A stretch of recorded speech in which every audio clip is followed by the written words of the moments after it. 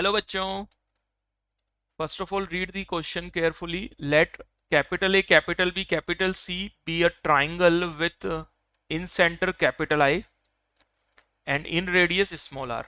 सो देखिए यहां पर क्या बोला है कि सबसे पहले वन बाय वन चलते हैं. एक ट्राइंगल दिया हुआ है एबीसी. तो अगर हमने क्वेश्चन की पहली लाइन पढ़ते हैं तो वहां से हमें क्या समझ में आ रहा है कि एक ट्राइंगल है ABC and with incentre capital I and inradius small r. Okay, तो यहां पर कोई इसका इस ट्राइंगल का इन सेंटर है.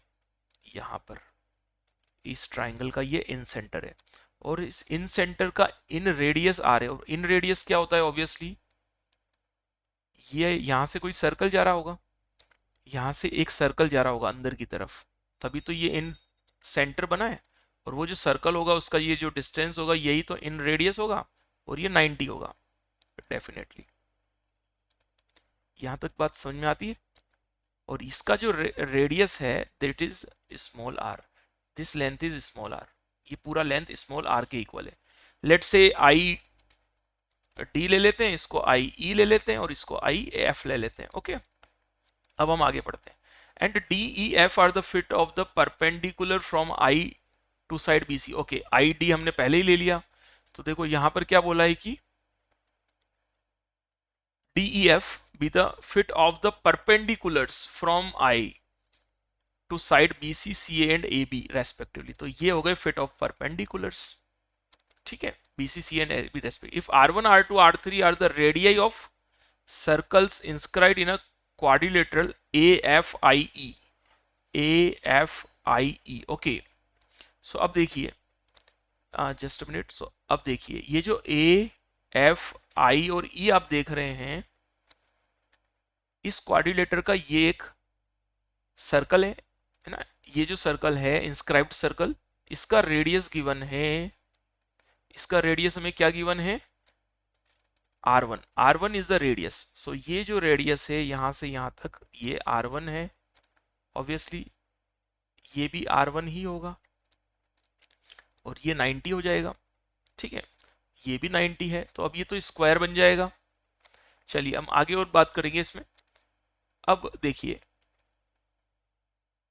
Then prove that. ऐसे ये सर्कल है, इसका रेडियस R2 है. ये सर्कल है, इसका रेडियस R3 है. ठीक है, अब अगर हम बात करें, ये प्रूव करना है अब हमें. तो देखो अगर मैं इसे ज्वाइन करता हूं ऐसे परपेंडिकुलर जाएगा ये तो. ठीक है, ये इसको ज्वाइन करेगा तो ये परपेंडिकुलर हो तो ये एंगल बाइसेक्टर होता है. बिकॉज इन सेंटर जो होता है ना, इन सेंटर कैसे फॉर्म होता है? Incentre is the point of concurrency of angle bisectors.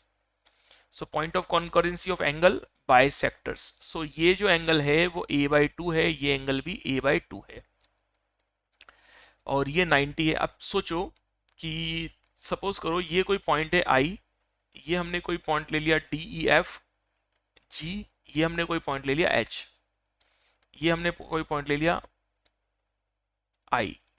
सो अगर आप देखें, अच्छा आई तो है हमारे पास, इसको हमने जे बोल दिया, जे पॉइंट. ओके, तो अगर हम यहां पे बात करें, देखो ध्यान से, जे ई एच और जी, जे ई एच और जी इज अ स्क्वायर. तो ये एक स्क्वायर बन जाएगा, कोई दिक्कत नहीं है.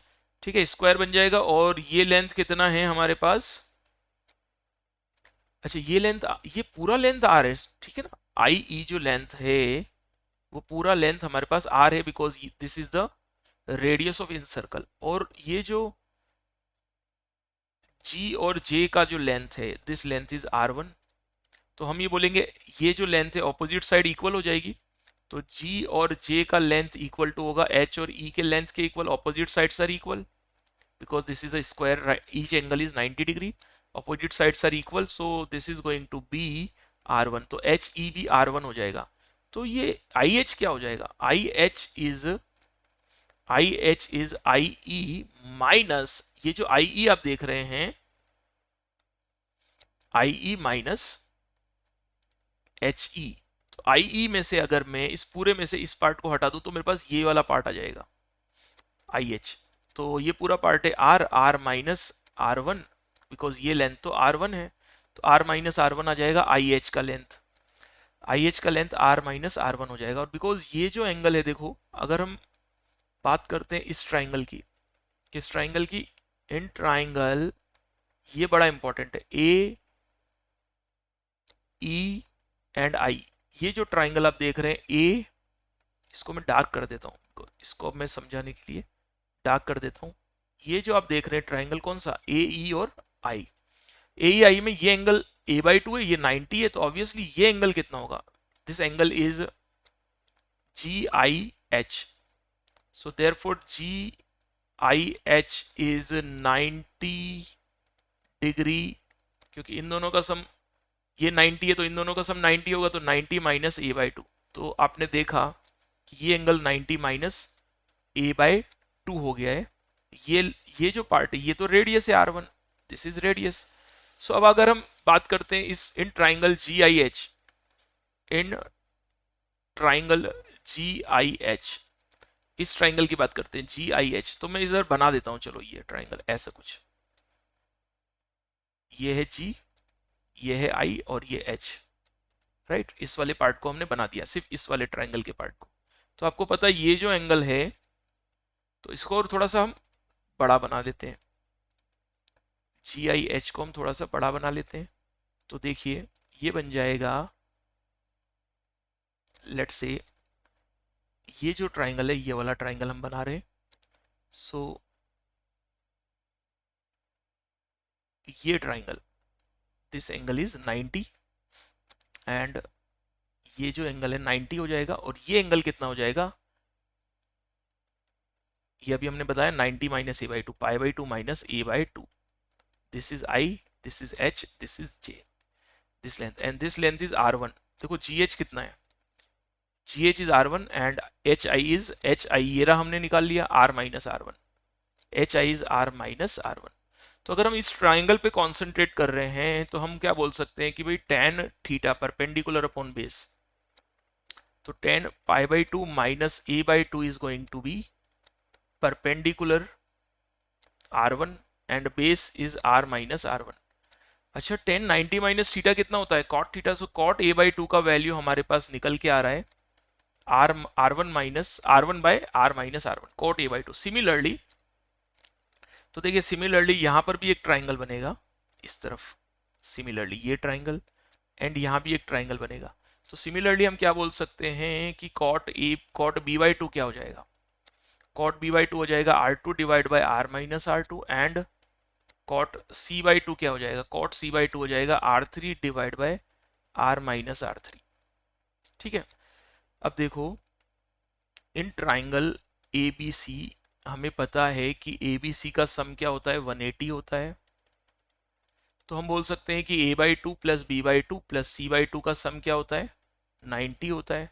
तो अगर मैं ऐसा लिखता हूँ कि a by two plus B by two is 90 minus C by two, और दोनों साइड कॉट ले लेता हूँ, तो एक डायरेक्टली वैसे रिजल्ट होता है, ये डायरेक्ट एक रिजल्ट होता है,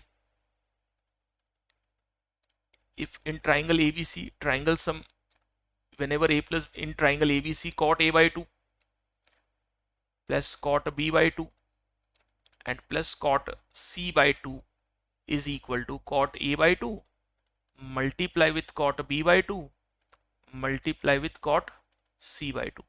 सो ये बन जाएगा हमारे पास r by r minus r1, r by r minus r2, ये बन जाएगा r by r minus r3 is equal to, sorry not r, this is r1, r2 r3, so r1 r2 r3 by r minus r1 and r minus r2 and r minus r3।